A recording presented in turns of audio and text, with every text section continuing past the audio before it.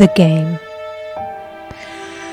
Most people consider life a battle, but it is not a battle, it is a game. It is a game, however, which cannot be played successfully without the knowledge of spiritual law. And the Old and the New Testaments give the rules of the game with wonderful clearness. Jesus Christ taught that it was a great game of giving and receiving. Whatsoever a man soweth, that shall he also reap. This means that whatever man sends out in word or deed will return to him. What he gives, he will receive. If he gives hate, he will receive hate. If he gives love, he will receive love. If he gives criticism, he will receive criticism. If he lies, he will be lied to. If he cheats, he will be cheated. We are taught also that the imaging faculty plays a leading part in the game of life. Keep thy heart, or imagination, with all diligence, for out of it are the issues of life. Proverbs 4:23. This means that what man images, sooner or later externalizes in his affairs. I know of a man who feared a certain disease. It was a very rare disease and difficult to get, but he pictured it continually and read about it until it manifested in his body and he died, the victim of distorted imagination. So we see, to play successfully the game of life, we must train the imaging faculty. A person with an imaging faculty trained to image only good brings into his life every righteous desire of his heart. Health, wealth, love, friends, perfect self-expression, his highest ideals. The imagination has been called the scissors of the mind, and it is ever cutting, day by day, the pictures man sees there, and sooner or later he meets his own creations in his outer world. To train the imagination successfully, man must understand the workings of his mind. The Greeks said, "Know thyself." There are three departments of the mind: the subconscious, conscious, and superconscious. The subconscious is simply power without direction. It is like steam or electricity, and it does what it is directed to. It has no power of induction. Whatever man feels deeply or images clearly is impressed upon the subconscious mind and carried out in minutest detail. For example, a woman I know, when a child, always made believe she was a widow. She dressed up in black clothes and wore a long black veil, and people thought she was very clever and amusing. She grew up and married a man with whom she was deeply in love. In a short time he died, and she wore black and a sweeping veil for many years. The picture of herself as a widow was so impressed upon the subconscious mind, and in due time worked itself out regardless of the havoc created. The conscious mind has been called mortal or carnal mind. It is the human mind and sees life as it appears to be. It sees death, disaster, sickness, poverty, and the limitation of every kind, and it impresses the subconscious. The superconscious mind is the God mind within each man and is the realm of perfect ideas. In it is the perfect pattern spoken of by Plato, the divine design, for there is a divine design for each person. There is a place that you are to fill, and no one else can fill. Something you are to do, which no one else can do. There is a perfect picture of this in the superconscious mind. It usually flashes across the conscious as an unattainable ideal, something too good to be true. In reality, it is man's true destiny, or destination, flashed to him from the infinite intelligence which is within himself. Many people, however, are in ignorance of their true destinies and are striving for things and situations which do not belong to them and would only bring failure and dissatisfaction if attained. For example, a woman came to me and asked me to speak the word that she would marry a certain man with whom she was very much in love. She called him A.B. I replied that this would be a violation of spiritual law, but that I would speak the word for the right man, the divine selection, the man who belonged to her by divine right. I added, if A.B. is the right man, you can't lose him, and if he isn't, you will receive his equivalent. She saw A.B. frequently, but no headway was made in their friendship.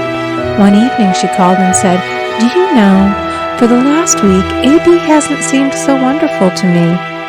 I replied, "Maybe he is not the divine selection. Another man may be the right one." Soon after that, she met another man who fell in love with her at once and who said she was his ideal. In fact, he said all the things that she had always wished A.B. would say to her. She remarked, it was quite uncanny. She soon returned to his love and lost all interest in A.B. This shows the law of substitution. A right idea was substituted for a wrong one. Therefore, there was no loss or sacrifice involved. Jesus Christ said, "Seek ye first the kingdom of God and his righteousness, and all these things shall be added unto you." And he said the kingdom was within man. The kingdom is the realm of right ideas, or the divine pattern. Jesus Christ taught that man's words played a leading part in the game of life. By your words ye are justified, and by your words ye are condemned. Many people have brought disaster into their lives through idle words. For example, a woman once asked me why her life was now one of poverty, of limitation. Formerly she had a home, was surrounded by beautiful things, and had plenty of money. We found she had often tired of the management of her home and had said repeatedly, "I'm sick and tired of things. I wish I lived in a trunk." And she added, "Today, I am living in that trunk." She had spoken herself into a trunk. The subconscious mind has no sense of humor, and people often joke themselves into unhappy experiences.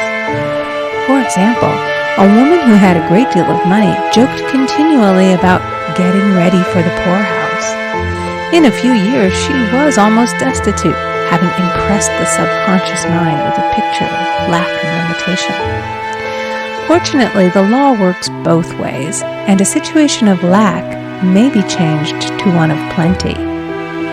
For example, a woman came to me one hot summer's day for a treatment for prosperity. She was worn out, dejected, and discouraged. She said she possessed just $8 in the world. I said, "Good, we'll bless the $8 and multiply them as Jesus Christ multiplied the loaves and the fishes." For he taught that every man had the power to bless and to multiply, to heal and to prosper. She said, "What shall I do next?" I replied, "Follow intuition. Have you a hunch to do anything or to go anywhere?" Intuition means intuition, or to be taught from within. It is man's unerring guide, and I will deal more fully with its laws in a following chapter. The woman replied, "I don't know. I seem to have a hunch to go home. I've just enough money for car fare." Her home was in a distant city and was one of lack and limitation, and the reasoning mind, or intellect, would have said, "Stay in New York and get work and make some money." I replied, "Then go home. Never violate a hunch." I spoke the following words for her. "Infinite Spirit, open the way for great abundance for She is an irresistible magnet for all that belongs to her by divine right." I told her to repeat it continually also. She left for home immediately, and calling on a woman one day, she linked up with an old friend of her family. Through this friend, she received thousands of dollars in a most miraculous way. She has said to me often, "Tell people about the woman who came to you with $8 on a hunch." There is always plenty on man's pathway, but it can only be brought into manifestation through desire, faith, or the spoken word. Jesus Christ brought out clearly that man must make the first move. Ask, and it shall be given to you. Seek, and ye shall find. Knock, and it shall be opened unto you. Matthew 7:7. In the Scriptures we read, "Concerning the works of my hands, command ye me." Infinite intelligence, God, is ever ready to carry out man's smallest or greatest demands. Every desire, uttered or unexpressed, is a demand. We are often startled by having a wish suddenly fulfilled. For example, one Easter, having seen many beautiful rose trees in the florist's windows, I wished I would receive one, and for an instant saw it mentally being carried in the door. Easter came, and with it a beautiful rose tree. I thanked my friend the following day and told her it was just what I had wanted.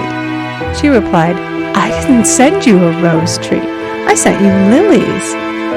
The man had mixed the order and sent me a rose tree simply because I had started the law in action and I had to have a rose tree. Nothing stands between man and his highest ideals and every desire of his heart but doubt and fear. When man can wish without worrying, every desire will be instantly fulfilled. I will explain more fully in a following chapter the scientific reason for this and how fear must be erased from the consciousness. It is man's only enemy. Fear of lack, fear of failure, fear of sickness, fear of loss, and the feeling of insecurity on some plane. Jesus Christ said, "Why are ye fearful, O ye of little faith?" Matthew 8:26. So we can see we must substitute faith for fear is only inverted faith. It is faith in evil instead of good. The object of the game of life is to see clearly one's good and to obliterate all mental pictures of evil. This must be done by impressing the subconscious mind with a realization of good. A very brilliant man who has attained great success told me he had suddenly erased all fear from his consciousness by reading a sign which hung in a room. He saw printed in large letters this statement: "Why worry? It will probably never happen." These words were stamped indelibly upon his subconscious mind, and he now has a firm conviction that only good can come into his life, and therefore only good can manifest. In the following chapter, I will deal with the different methods of impressing the subconscious mind. It is man's faithful servant, but one must be careful to give it the right orders. Man has ever a silent listener at his side, his subconscious mind. Every thought, every word is impressed upon it and carried out in amazing detail. It is like a singer making a record on the sensitive disc of the phonographic plate. Every note and tone of the singer's voice is registered. If he coughs or hesitates, it is registered also. So let us break all the old bad records in the subconscious mind, the records of our lives which we do not wish to keep, and make new and beautiful ones. Speak these words aloud with power and conviction. I now smash and demolish by my spoken word every untrue record in my subconscious mind. They shall return to the dust heap of their native nothingness, for they came from my own vain imaginings. I now make my perfect records through the Christ within, the records of health, wealth, love, and perfect self-expression. This is the square of life, the game completed.